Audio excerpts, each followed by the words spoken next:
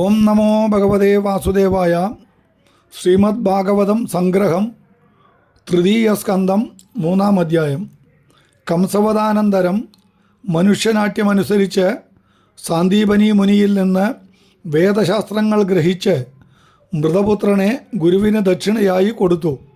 ആത്മാരാമനായ ഭഗവാൻ രുക്മിണ്യാദി സ്ത്രീകളെ വിവാഹം ചെയ്തു.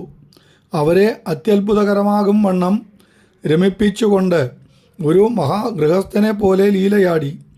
അനേകം പേർക്ക് നിഗ്രഹവ്യാജേന മുക്തി കൊടുത്തു.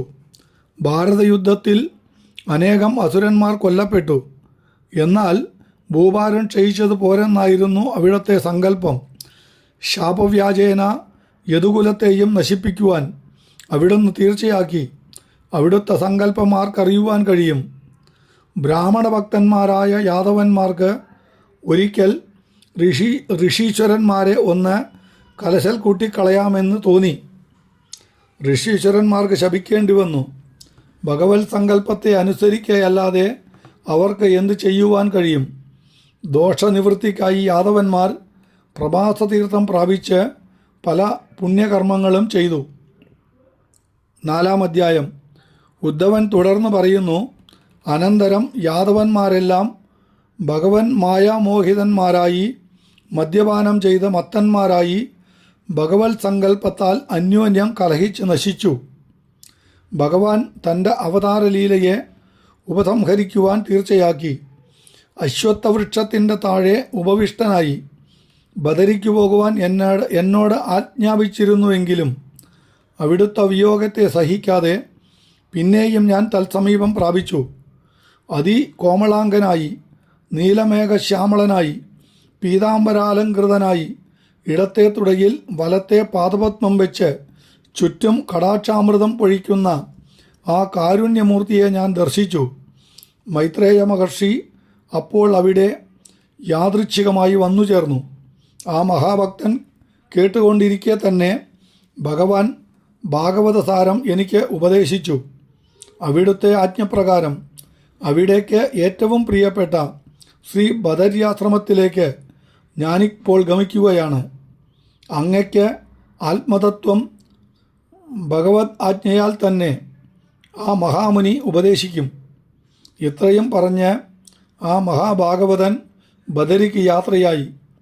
വിതുരനാകട്ടെ ആ ഭക്തോത്തമൻ്റെ വിയോഗത്താൽ ദുഃഖിതനായി ഭഗവത് കരുണ വിചാരിച്ച് പ്രേമവിഹ്വലനായി മൈത്രേയ സമീപത്തേക്കും പോയി. 5-ാം അധ്യായം. ഭാഗവതോത്തമനായ വിതുരൻ ഭഗവാന്റെ ദിവ്യകോമള ലീലകളെപ്പറ്റി മൈത്രേയനോട് ചോദിച്ചു.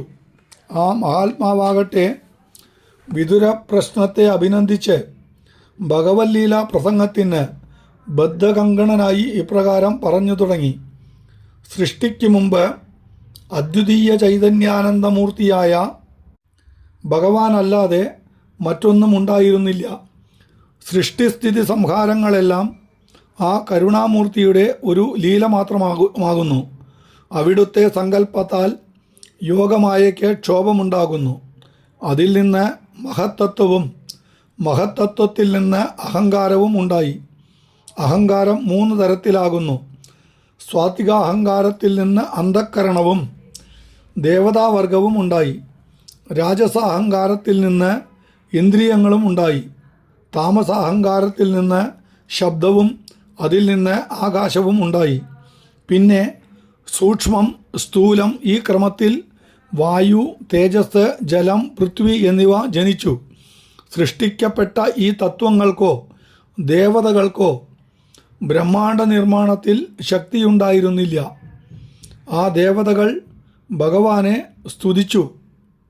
അഖിലതാപനാശകമായ അവിടുത്തെ ശ്രീപാദപത്മങ്ങളെ ഞങ്ങൾ ശരണം പ്രാപിക്കുന്നു. അവിടുത്തെ കരുണയില്ലാതെ ആർക്കും ഒന്നും അറിയുവാനും ചെയ്യുവാനും സാധ്യമല്ല. അവിടുത്തെ കരുണയ്ക്ക് പാത്രീഭൂതന്മാരാകുവാൻ ഭാഗ്യമുള്ള മഹാത്മാക്കൾക്ക് നിത്യാനന്ദം കരതലാമലകം പോലെ സ്വാധീനമത്രേ. അതില്ലാത്തവർക്ക് വർഷകോടി കൊണ്ടും അവിടത്തെ പ്രാപിക്കുവാൻ സാധ്യമല്ല.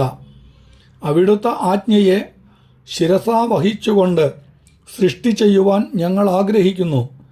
പക്ഷേ അതിനുള്ള ശക്തി അവിടുത്തെ കൃപ കൂടാതെ എങ്ങനെ സിദ്ധിക്കും? കൃപ ചെയ്ത് ഞങ്ങളെ അനുഗ്രഹിച്ചാലും